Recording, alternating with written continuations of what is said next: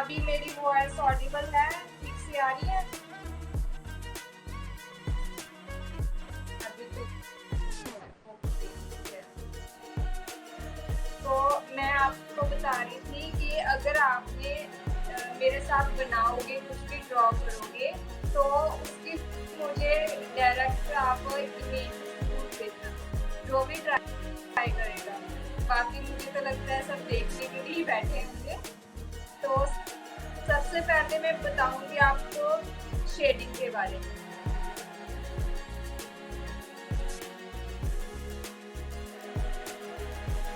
अभी मेरे हाथ में पेंसिल देख रहे होंगे आप सब, इस पे लिखा हुआ है एचबी पेंसिल।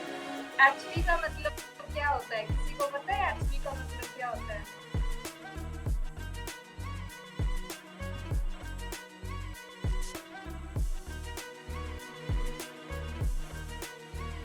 बहुत सारी पेंसिल्स के पीछे, किसी के पीछे लिखा होता है 2B, 2H, 3H, 4H, ऐसे ऐसे करके ना 12H तक होती है। सेम ऐसे ही 2B, 3B, 4B, ऐसे करके 12B तक। किसी को इन पेंसिल्स का मीनिंग पता है कि इन पेंसिल के ऊपर जो नंबर लिखा होता है क्यों लिखा होता है? नो, किसी को भी नहीं पता। इतने सारे पर्सन बैठे हुए हैं, उनमें से किसी एक को भी नहीं पता कि इन पेंसिल के ऐसा क्यों लिखा होता है। ये वाली शीट आप सबको क्लियरली दिख रही है या मैं जूम करूँ?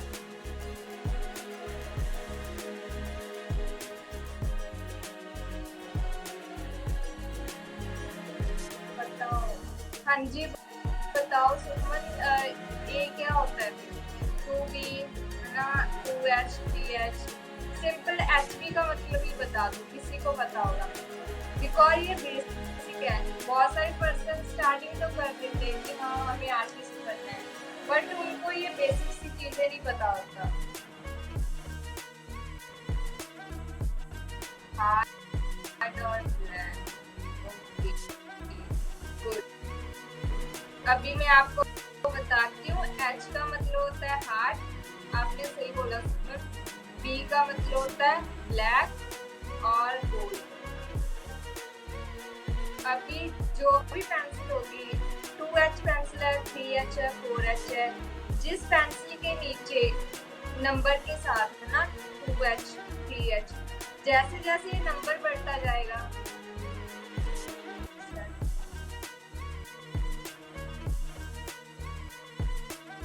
जैसे जैसे ये नंबर बढ़ता जाएगा ना, वैसे वैसे ही आपकी पेंसिल हार्ड होती जाएगी। जितना ज्यादा बड़ा नंबर होगा उतनी ही ज्यादा वो पेंसिल हार्ड होगी। और मैं ये जिन पेंसिल के पीछे एच वाला होता है ना हार्ड, इनको ब्लेंड करना बहुत ही मुश्किल होता है, तो हम ब्लेंडिंग के लिए पेंसिल यूज करते हैं उसको, जिनके पीछे डी लगा होता है। वो वाली पेंसिल हम शेडिंग के लिए यूज करते हैं। और जितना ज्यादा बड़ा नंबर होगा बी के साथ है ना, 12B तक होता है, 9B, 8B, 16B, ऐसे करके जितना ही नंबर बढ़ता जाएगा उतनी ही पेंसिल ब्लैक होती जाएगी, उतनी ज्यादा पेंसिल ये ब्लैक होगी, मतलब बोल्ड होगी। अगर हमने हेयर्स ड्रॉ करने, बेसिकली जो B नंबर की पेंसिल होती है उनको हम हेयर्स ड्रॉ करने के लिए यूज करते हैं। यहाँ तक आप सबको क्लियर हो गया होगा। आई थिंक एचबी का कंसेप्ट तो आपको पता चल ही गया होगा कि एचबी को हम क्यों यूज करते हैं। हर पेंसिल के पीछे ना एचबी, मेरे पास अभी जो पेंसिल है एचबी की पेंसिल है, तो एचबी का कंसेप्ट आप सबको आई थिंक क्लियर हो गया होगा। जो ना आर्ट से रिलेटेड नहीं है पर्सन, जिनको तो ये सब बोरिंग लग रहा होगा ना, बिकॉज ये लाइफ सिर्फ उन्हीं के लिए जो कुछ सीखना चाहते हैं ना। बहुत सारे पर्सन है, मैं 2 डेज की फ्री वर्कशॉप लगा रही हूँ इंस्टा पे, तो उसमें मेरा एम है कि मैं बेसिक से थोड़ा थोड़ा सिखाऊँ, क्योंकि बहुत सारे पर्सन जो होते हैं वो कि कोई भी पोर्ट्रेट उठाते हैं, कोई भी फोटो उठाते हैं, उसको एग्जैक्ट ऐसी देख के ड्रॉ करना स्टार्ट कर देते हैं। वहाँ पे उनसे बहुत सारी गलतियाँ होती हैं, क्योंकि उनको समझ नहीं आ रहा होता हमारा नोज कहाँ पे आएगा, आइज कहाँ पे आएगी, हमारी लिप्स और नोज के बीच का, आइज के बीच का कितना डिस्टेंस है, वो सारी चीज़ें आपको तभी क्लियर होगी अगर आपको बेसिक से सारा कुछ पता होगा। तो ये शेडिंग का कंसेप्ट में आपको एचबी पेंसिल का बताया कि एचबी पेंसिल हम क्यों यूज़ करते हैं। और एच का मतलब होता है हार्ड, बी का मतलब बोल्ड। जैसे कि मैंने अभी बताया, जितनी ज़्यादा पेंसिल के पीछे या आगे नंबर बढ़ता जाएगा उतनी ज़्यादा वो डार्क होती जाएगी। और ये मतलब बेसिकली बिगिनर्स के लिए होगी। आगे जाकर तो हम चारकोल स्टिक्स आती है ना, पाउडर बन जाता है, वो सब यूज कर सकते हैं। तो इसमें किसी को डाउट हो तो मुझे पूछ सकता है, मैं 5 मिनट के लिए रुकूंगी। 5 मिनट तो ज्यादा है, 2-3 मिनट के लिए मैं वेट करूंगी। अगर किसी का कोई भी डाउट है, कोई भी क्वेश्चन है, तो वो मुझे इसमें पूछ सकता है चैट में।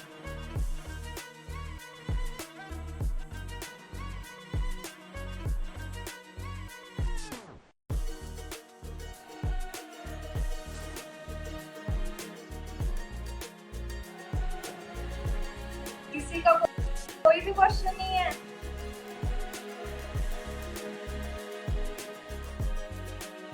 अभी मेरे हाथ में है एचपी की पेंसिल, ये कीप स्माइलिंग कंपनी की है। अब अभी मुझे ना 2 दिन पहले किसी स्टूडेंट ने कॉल की, वो आर्ट का कुछ मटीरियल खरीद रहे थे। है तो वो बिगिनर्स, बट क्या हुआ, वो मुझे पूछ रहे हैं मैम कौन सी पेंसिल लूँ, कौन सी रेजर यूज करूँ ना, कौन कौन से ब्रशेज यूज करूँ। अभी उसकी स्टार्टिंग है, वो बिगिनर है बिल्कुल। तो अभी से वो बोल रहा है कि मैं कौन सी पेंसिल यूज करूँ, कितनी है ना टूंगी लगेगी। तो मैं आपको बता दूँ, जो बिगिनर्स हैं उनको अभी स्टार्टिंग में इसकी तरफ जाने की जरूरत नहीं है बिल्कुल, क्योंकि हमें हमारे टूल्स मायने नहीं रखते। हमारा मायने रखता है कि हम एक पेंसिल से भी कितना अच्छा कर सकते हैं, क्योंकि हमें अभी आर्ट की फील्ड में स्टार्टिंग ही करनी है, हम बिगिनर्स हैं, तो हम एक पेंसिल से भी काम चला सकते हैं। अभी हम जो एक पेंसिल होती है ना, उसकी 5 टोन्स होती है। हम अगर एक पेंसिल भी यूज करें तो उससे 5 टोन्स बना सकते हैं। अभी आप बोलोगे कि एक पेंसिल सिर्फ डिफरेंट पेंसिल हम क्यों यूज करते हैं, जब एक पेंसिल से काम चल जाता है। वो आगे जाके ना हम जब डिफरेंट पेपर यूज करते हैं, जो स्ट्रोक होंगे है ना, तो उसकी कंपनीज अलग अलग होती हैं। तो वो पेपर्स ऐसे होते हैं कि किसी पेपर पे ये पेंसिल काम करेगी, किसी पे नहीं होगी। तो उस वजह से हमें डिफरेंट पेंसिल यूज करनी पड़ती है। वो आगे का कंसेप्ट है। अगर आप बिगिनर हो तो आप एक सिंपल सी ड्राइंग दोगे, है ना, तो सिंपल सी ड्राइंग लेके उस पर सिंपल सी पेंसिल के साथ पहले तो हमने प्रैक्टिस ही करनी है। अभी मैं आपको बोलूँगी कि आप दूसरों की कंपनी का या 1096 की कंपनी का ना, आप 250 का एक पेपर आता है, वो ले आओ और उस पर अपनी प्रैक्टिस करो। तो ये तो पॉसिबल नहीं है, क्योंकि स्टार्टिंग में अभी आप सीख रहे हो। तो अभी से मैं आप सब लोगों को बोल दूँ कि आप वो पेपर ले आओ, है ना, इतना महंगा पेपर। आप सोचोगे अभी तो हम सीखना स्टार्ट किया है, अभी से इतना महंगा पेपर लेके आएंगे, तो ऐसे प्रैक्टिस में ना जाने कितने पेपर चले जाएंगे। तो हमें तो प्रॉब्लम होगी, हम बारी बारी तो नहीं खरीद सकते, एक बार नहीं खरीदेंगे। तो उसके लिए एक पेंसिल से ही काम चला सकते हो आप, सिंपल सी ड्राइंग शीट लेके। अगर आपको शेडिंग की तरफ जाना है, नेक्स्ट कंसेप्ट है शेडिंग। शेडिंग में मैंने आपको पेंसिल का तो बता दिया कि एचबी पेंसिल होगी और ये सारी टाइप्स हैं अगर उसकी पेंसिल की, तो आप इन पेंसिल को यूज कर सकते हो। अभी शेडिंग आपको कैसे कराएगी, पहले तो आपको पेपर को यही रखना है। ऐसे नहीं है कि आप यहाँ पे शेडिंग कर रहे हो तो आपने पेपर ऐसे घुमा दिया, आपका हाथ नहीं वर्क कर रहा, आपने ऐसे घुमा दिया, ऐसे बिल्कुल भी नहीं करना। आपको सबसे पहले प्रैक्टिस करनी पड़ेगी कि शीट को बिना मूव किए, बिना इसको कहीं पे एडजस्ट किए, आपको यही पे हाथ रखना है। अपने हाथ को मूव कर सकते हो थोड़ा बहुत, बट जो पेपर है उसको मूव नहीं करना। आप पता क्या करोगे, ऐसे करके लाइट टू डार्क, हम 2 टाइप्स की शेडिंग कर सकते हैं। बहुत सारे आर्टिस्ट करते हैं लाइट टू डार्क, बहुत सारे करते हैं डार्क टू लाइट। तो ये आप पे डिपेंड करता है कि जैसे जैसे आप प्रैक्टिस करोगे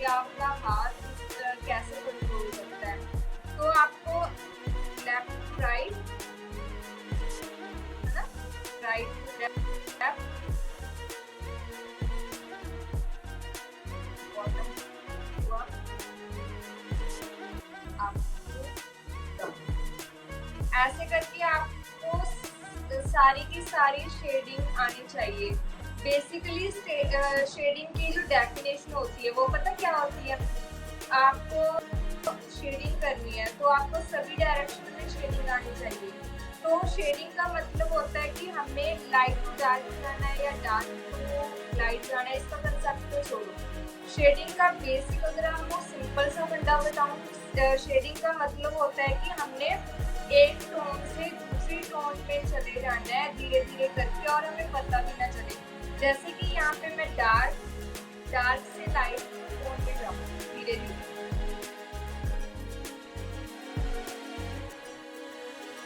इसको शेडिंग बोलते हैं। और शेडिंग का एक कंसेप्ट ही ऐसा है कि आपको शेडिंग प्रॉपरली आनी भी चाहिए, आपको इसकी प्रैक्टिस अच्छी से करनी पड़ेगी। बिकॉज आउटलाइंस को आप जैसे तैसे बना लोगे।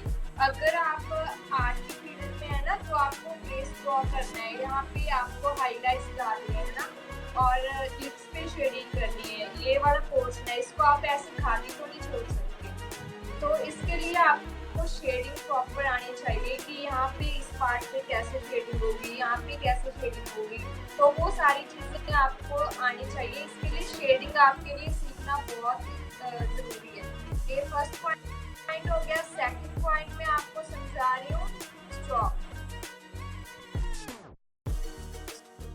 स्ट्रोक्स क्या होता है। आपने सिंपल सी लाइन देखी होगी ऐसे ऐसे करके, है ना, और किसी भी डायरेक्शन में ला लो अप डाउन।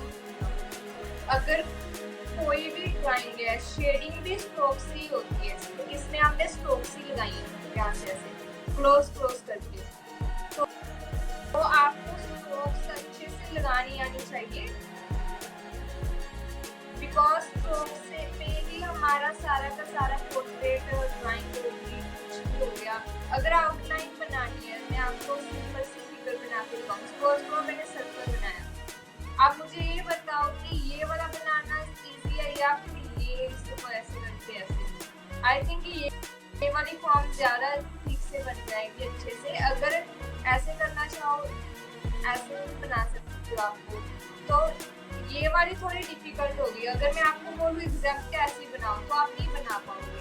अगर मैं आपको बोलूँ सिंपल सी फॉर्म लेके ये बना दो और ये बना दो, तो ये आप इजीली बना पाएंगे ना। तो स्ट्रोक का काम होता है कि ये हमारे आर्ट वर्क को बहुत ही इजी कर देता है। शेडिंग के कॉन्सेप्ट में स्ट्रोक यूज होंगी। अगर हमने कोई भी आउटलाइन बनानी है उसमें भी स्ट्रोक्स होंगी, और शेडिंग में होती मतलब हमारी जो स्ट्रोक्स होती है इस पे हमारा पूरा का पूरा पोर्ट्रेट जो है वो डिपेंड करता है। तो अभी आपको स्ट्रोक्स भी सभी साइड्स में लगानी आनी चाहिए। जैसे कि मैं यहाँ पे सर्कल बनाती हूँ। स्ट्रोक की प्रैक्टिस आप पता कैसे कर सकते हो। आपको छोटा सर्कल बनाना है, बड़ा सर्कल, और इसको ऐसे करके आपको बनाना है, ठीक है। इसके बाद आपको पेपर को नहीं हिलाना, आपको इसको भरना है, आपको मूव करके ना स्ट्रोक्स की प्रैक्टिस करनी है। इससे ना आपका हाथ पूरा मूव होना सीख जाएगा। अगर बड़े से पोर्ट्रेट होंगे वहाँ पे तो हम ऐसे करके स्ट्रोक्स बना लेंगे, कुछ भी है ना शेडिंग वगैरह कर देंगे। बट अगर आपको एक प्रॉपर सेटिंग दी जाए है ना कि छोटा स्केच उस पर ज़्यादा घूम नहीं सकते, तो आपको पूरा का पूरा आपका जो हाथ है ना वो सभी तरफ चलाना आना चाहिए, मूव होना चाहिए आपका हाथ अच्छे से। अगर आप ये रोज एक ना सर्कल बना के इसकी प्रैक्टिस करोगे तो आप इजीली सीख जाओगे। ऐसे ही करके पहले तो इसको भर लेना है सबको, फिर ऐसे करके ऊपर से नीचे ये सारा ऐसे ही। ये वाला पोर्शन बचा है, इसको ऐसे करके मैं आपको फास्ट बता दूँ, थोड़ा अच्छे से मैं आपको दिखाऊंगी मेरी प्रैक्टिस के लिए। पेपर को आपने बिल्कुल भी मूव नहीं करना, आपने हाथ को ही मूव करना है, जिस साइड भी करना है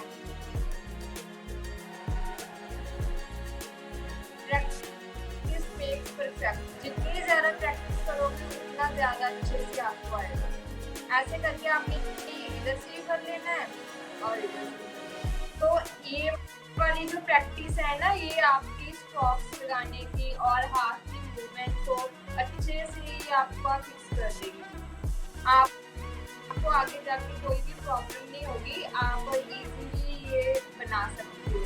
अपनी प्रैक्टिस अच्छे से हो जाएगी जब, तो किसी भी पोर्ट्रेट में कोई भी आपको प्रॉब्लम नहीं होगी। आप इजीली वहाँ पे शेडिंग, स्ट्रोक्स वगैरह आप सारा लगा सकते हो। नेक्स्ट कॉन्सेप्ट आता है हमारा थर्ड, ब्लेंडिंग का। आपने स्ट्रोक्स लगा ली, आपने शेडिंग कर ली, बल्कि वहाँ पे आप ध्यान से देखोगे तो यहाँ पे लाइंस चमक रही है ना, थोड़ी थोड़ी यहाँ पे भी लाइंस दिख रही हैं। अभी ये तो मैंने थोड़ा जल्दी जल्दी में खुला खुला बनाया। आपको पेंसिल को अच्छे से शॉर्प करके अच्छे से यहाँ पे आपने स्ट्रोक्स बनाने। स्ट्रोक्स में क्या होता है, आपको ध्यान से देखोगे तो लाइंस भी नजर आएंगी। यहाँ पे ना ये लाइंस दिख रही है, तो उसके लिए हम पोर्ट्रेट भी बनाएंगे। तो यहाँ पे जब शेडिंग करेंगे ऐसे करके इधर से करेंगे ना, जहाँ ये चीज भी करेंगे यहाँ पे है ना शाइन देके, तो वहाँ पे लाइन चमकेगी। तो इसको ब्लेंड करना पड़ेगा। यहाँ पे ब्लेंडिंग भी साथ से करनी पड़ेगी, कहीं ऐसा ना हो कि इधर भी आपने ज्यादा डार्क ब्लेंडिंग कर दी, इधर भी कुछ और हो गया। पहले तो इक्वल से स्ट्रोक्स लगानी पड़ेगी। अगर आप इस पोजीशन में स्ट्रोक्स लगा रहे हो ना, तो आपको इसी पोजीशन से इक्वल टू सेम एज इधर लगानी पड़ेगी। तो आपको अच्छे से एक ही पोजीशन में करना पड़ेगा। अगर आप यहाँ पे फिर से इस साइड से ऐसे कर रहे हो तो इधर भी सेम ही होगा, कोई डिफरेंट नहीं होगा। नहीं तो आपकी ब्लेंडिंग भी खराब होगी और पोर्ट्रेट में वो रियलिस्टिक पर नहीं दिखेगा, अजीब सा लगेगा। तो ये ब्लेंडिंग का कंसेप्ट है, ये हमारी ड्राइंग को 2D से 3D बनाता है। 2D का आपको पता होगा कि है ना सिंपल फ्लैट ड्राइंग, और जो 3D होती है उसमें लंबाई प्लस चौड़ाई के साथ एक चीज़ और ऐड होती है, उसको बोलते हैं गहराई। तो अगर मेरे चीक्स हैं, यहाँ पे देखोगे आप ऐसे करो तो यहाँ पे लाइंस बन रही है, ऐसे करो तो यहाँ पे चीक्स पे अलग से निकल के आता है। तो वो सब हमारी ड्राइंग को कोई पिंपल हो गया या कोई डिम्पल हो गया, वो हमारे ना 3D से शाइन देते हैं उसके। और आइस के नीचे वाला पोर्शन जो होता है वहाँ पे भी, तो उसको 3D बनाने के लिए हमें ये कुछ पॉइंट्स होते हैं जिनको अच्छे से हम अगर नहीं दिखाएंगे तो वो अजीब लगेगा, वो ऐसे लगेगा कि सिंपल फ्लैट से ड्राइंग है। अगर आपको रियलिस्टिक बनाती है कि वो देखने में रियल लगेगी। तो ब्लेंडिंग का जो कंसेप्ट है, ब्लेंडिंग से हमारी ड्राइंग में डेप्थ आती है। डेप्थ मीन्स वो रियलिस्टिक लगती है। जितनी ज्यादा आप अच्छे से ब्लेंडिंग करोगे ना, तो उतने ही ज्यादा अच्छे से आपका जो पोर्ट्रेट है वो अच्छे से दिखेगा, उसमें रियलिस्टिक लगेगा, वो बिल्कुल देखने में ऐसा लगेगा कि हाँ कुछ रियल है। तो ये 3 चीजें फिलहाल आज के लिए इतना ही बहुत है, मैं ज्यादा कुछ नहीं सिखाऊंगी। बिकॉज एक दिन में मैं इतना सब कुछ करने बैठी ना, फिर आप कंफ्यूज हो जाओगे।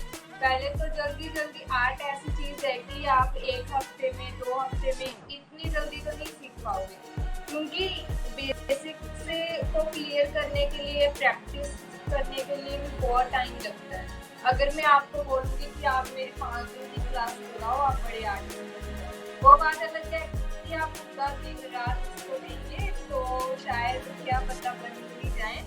बाकी आप पे डिपेंड करता है, प्रैक्टिस मेक परफेक्ट। जितनी ज़्यादा आप प्रैक्टिस करोगे ना, उतना ज़्यादा अच्छे से आपकी रियलिस्टिक बनने लगेगी आर्ट। मुझे बहुत सारे स्टूडेंट्स के ना मैसेज आते हैं, वो बोलते हैं कि मैम हमारी जो हम चित्रा तो प्रैक्टिस तो कर रहे हैं, बट हमारी आर्ट में वो फील नहीं आ रहा जो हम लाना चाहते हैं। तो सबसे पहले वो प्रैक्टिस ही गलत करते हैं। मैंने उनसे पूछा कि आप किस चीज़ की प्रैक्टिस करते हैं, वो बोलते हैं हम सिंपल सा कोई भी पोर्ट्रेट उठाते हैं, कोई भी फोटो उठा ली और उसको ड्रॉ करना स्टार्ट कर दिया। तो मैंने उनको सिंपल से क्वेश्चन पूछे थे कि ब्लेंडिंग क्या होता है ना, प्रॉप्स आप कैसे लगाते हो, और एक कंसेप्ट है स्टिल लाइफ का कि आप स्टिल लाइफ को कैसे यूज करते हैं, लैंडस्केप पोर्ट्रेट को किस मेजरमेंट से बनाते हो, पर्सपेक्टिव क्या होता है, तो उनको यही नहीं मालूम था। जबकि ये तो सिर्फ और सिर्फ बेसिक सी चीज़ें हैं जो हर एक आर्टिस्ट को पता होनी चाहिए। तो सबसे पहले गलती हम यही पे करते हैं, हमें ये नहीं पता होता कि हमें स्टार्ट कहाँ से करना है ना, और हम स्टार्ट कैसे करें। तो अगर कोई गाइडेंस दे ना, कोई कोर्स वगैरह कर रहे हैं ना आर्ट का, या किसी कहीं पे स्टडी करता है कॉलेज में या स्कूल में, वो बात अलग है, वहाँ पे उसको टीचर सिखा देते हैं। बट खुद से करने बैठो तो कुछ हमें पता ही नहीं चलता कि हमें डायरेक्शन क्या हमें स्कूल में डाला जाता है, इसलिए डाला जाता है कि हमें कोई एक गाइडेंस मिल सके ना, एक पाथ मिल सके कि हमने यहाँ तक जाना है, आगे का रास्ता इससे हमें वो भी गाइडेंस में कोई ना कोई प्रोवाइड करेगा। या फिर हम जब तक 12th में पहुँचते हैं तब तक हम खुद इतने मैच्योर हो जाते हैं कि हमें डिसीजन लेना आ जाता है कि हमें अब किस साइड में जाना चाहिए, किस फील्ड में जाना चाहिए। तो मैं आप सबको यही बोलूँगी कि सबसे पहले आपका जो बेसिक चीज़ें हैं ना, आप उसको क्लियर करो, तो फिर आगे बढ़ो। सीधा ऐसे नहीं कोई फोटो उठाई उसको ड्रॉ करना स्टार्ट कर दिया, ऐसे तो बिल्कुल भी नहीं होगा। तो मैं ना एक काम कर रही हूँ, मैं एक 1.5 मंथ का कोर्स लॉन्च कर रही हूँ। तो उसमें ऐसे आपको सारा का सारा सिंपल बेसिक भी सिखाया जाएगा, प्लस एडवांस तो होगा ही होगा। और लाइफ टाइम के लिए मेरी जो क्लासेस होंगी, मास्टर क्लासेस, तो वो भी आपको दी जाएंगी। अगर आप में से कोई भी ज्वाइन करना चाहता है, बट बात ऐसे है ना, कोई सीखना चाहे तभी ज्वाइन करेगा, वरना अभी बहुत सारे पर्सन ऐसे आए हैं ज्वाइन लाइफ, वो सिर्फ देखने के लिए आए हैं कि क्या चल रहा है। और कुछ पर्सन का ऐसे भी होगा कि सर के ऊपर से बातें की होंगी, ये मैंने जितना भी समझाया है, जितना भी करवाया है। तो जो एक्चुअल में आर्ट सीखना चाहते हैं, जैसे खुद के लिए है, तो आप ना मेरा एक व्हाट्सएप ग्रुप है, बायो में उसका लिंक दिया गया है, मैंने उसका लिंक डाल रखा है व्हाट्सएप, तो उसको आप ज्वाइन करके व्हाट्सएप ग्रुप में ऐड हो सकते हैं। और अगर आपको फिलहाल अभी एनरोल नहीं करना ना किसी कोर्स में, तो आप मैं हर मंथ 2 डेज की फ्री वर्कशॉप दिया करूँगी, और लाइव तो मैं होती रहूँगी इंशाल्लाह कुछ दिन और। तो आप मेरा व्हाट्सएप का जो ग्रुप है उसको ज्वाइन कर सकते हैं, इसमें आपको सारी की सारी नोटिफिकेशन और पेमेंट का जो लिंक है वो सब कुछ आपको उसमें मिल जाएगा। तो वहाँ पे आप उसको ज्वाइन कर सकते हो। मुझे कल भी बहुत सारे पर्सन ने बोला था कि हमने सीखना है। 2 पर्सन ने व्हाट्सएप ग्रुप ज्वाइन किया था। आई डोंट नो लाइव में आए हैं या नहीं आए हैं, ये उनकी दिक्कत है, बट मैंने तो सिखाना स्टार्ट कर दिया।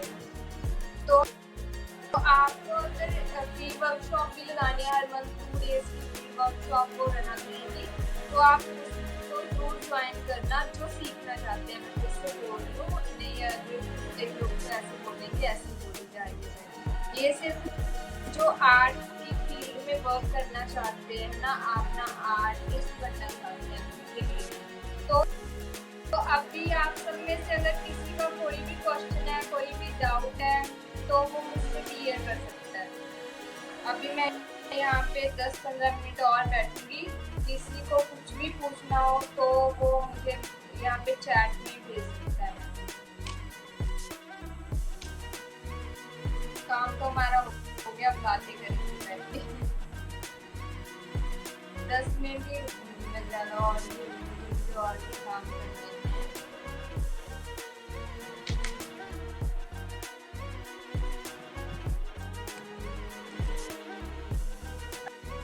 तब तक मैं आपको अपनी प्रैक्टिस दिखाती हूँ ना, जब अच्छे से सीख जाते हैं उनको भी प्रैक्टिस करनी पड़ती है। कुछ ऐसा नहीं है कि हमने एक बार सीख लिया तो वहाँ पे स्टक हो गए, नहीं। लाइफ है, सीखते रहना चाहिए। जितना ज़्यादा सीखोगे उतना अच्छा, उतना प्रोफेशनली बेटर बनते जाओगे। तो सीखना कभी भी स्टॉप नहीं करना चाहिए, सीखते रहना चाहिए लाइफ। ये फर्स्ट टाइम मैंने जब आइस बनानी सीखी,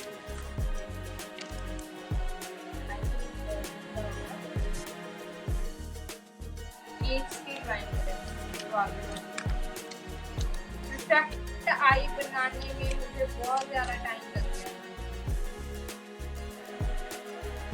ये वाली आई बनाई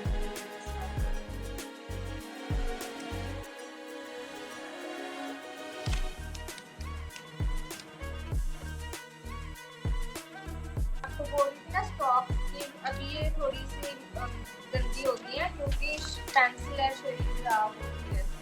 आपको स्टॉक्स की प्रैक्टिस करनी पड़ेगी, फिर धीरे धीरे आप शेप्स डायमेंशन आपको क्लियर करना है।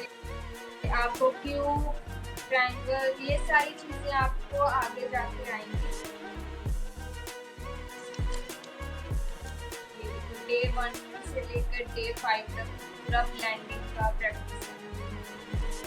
तो मैं लास्ट पे ये बोलूँगी कि जितनी ज़्यादा प्रैक्टिस आप करोगे ना उतना बेटर बनते जाओगे। तो प्रैक्टिस करनी चाहिए, करते रहना चाहिए।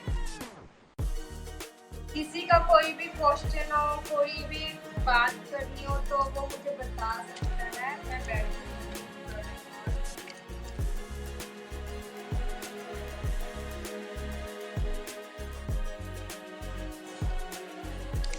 अभी नई चीज पे वर्क करने वाली हूँ, कुछ नया बनाएंगे। स्टिल लाइफ की प्रैक्टिस है ये, आगे जाके आपको भी सिखाऊंगी।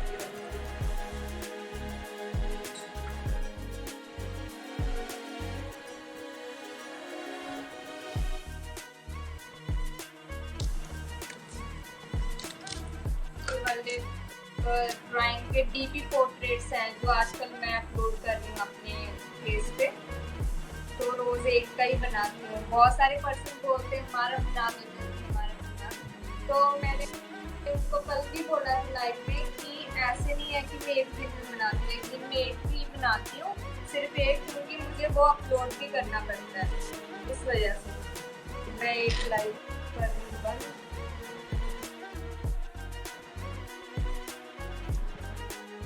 बहुत सारे पर्सन अभी ज्वाइन कर रहे हैं, अभी तो टाइम चल रही है।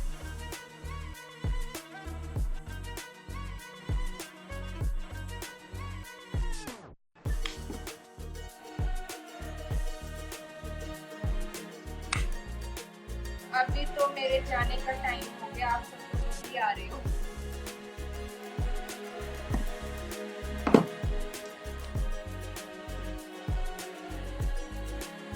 ठीक है, किसी ने भी अगर कुछ भी पूछना हो ना, कोई भी बात करनी हो क्लास से रिलेटेड, वर्कशॉप से रिलेटेड, तो वो मुझे डायरेक्ट मैसेज कर देना। अब मैं लाइव बंद कर दूँ, बहुत टाइम हो गया।